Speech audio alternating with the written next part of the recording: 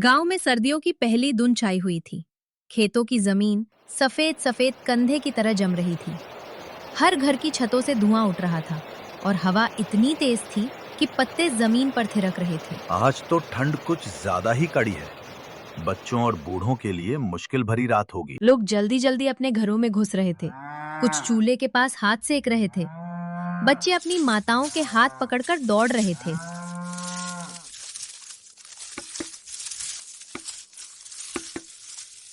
गायत्री, गांव की 10 साल की लड़की, अपने माता पिता के लिए दूध लेकर जा रही थी।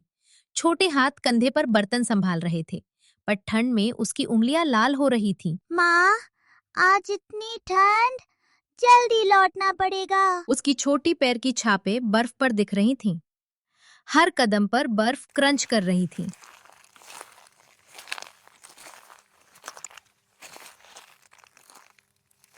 बेटी जल्दी चलो, इतनी ठंड में अकेली चलना खतरनाक है।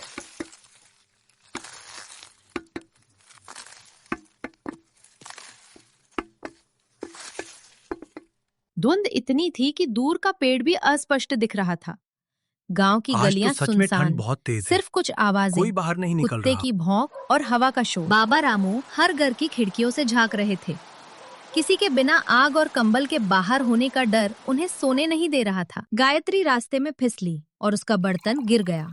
दूध चारों तरफ फैल। ओ नहीं, माँ क्या कहेंगी? उसकी छोटी उंगलियां फ्रीज जैसी हो चुकी थीं। बाबा रामू तुरंत उसके पास पहुंचे। बेटी ये कंबल ले लो, अब तुम्हें थोड़ी गर्मी लगेगी। धन्यवाद बाबा, अब थोड़ी तो गर्मी लग रही है।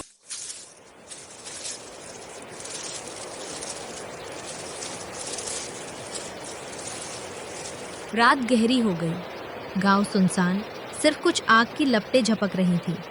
ठंडी हवा और तेज हो गई थी। हर साल लोग भूल जाते हैं कि ठंड कितनी खतरनाक है। बच्चों और बूढ़ों की जान खतरे में है। गायत्री अपने घर पहुंच चुकी थी। बाबा रामू गांव के अलग अलग हिस्सों में जाकर देख रहे थे कि कोई ठंड में अकेला बाहर तो नहीं है।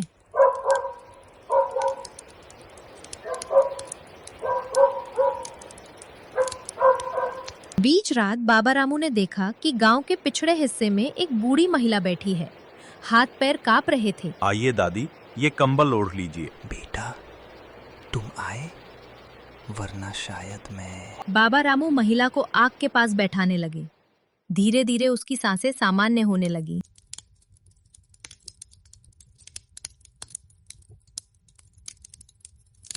गांव के पशु भी ठंड से परेशान थे। गायों के सांसें धुंध में उड़ रही थीं।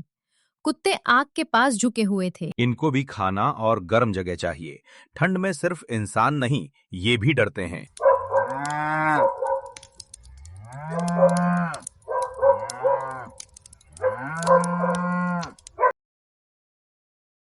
सुबह हुई।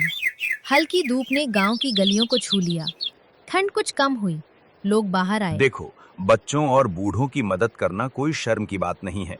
ठंड में कोई भी कमजोर पड़ सकता है। उस दिन से गांव में परंपरा बन गई। हर सर्दी में लोग एक दूसरे के लिए कंबल, आग और खाना का इंतजाम करते हैं। देखो बाबा, अब कोई ठंड में अकेला नहीं रहेगा। छोटे बच्चे, बूढ़े और जवान सभी एक दूसरे की मदद में जुट गए।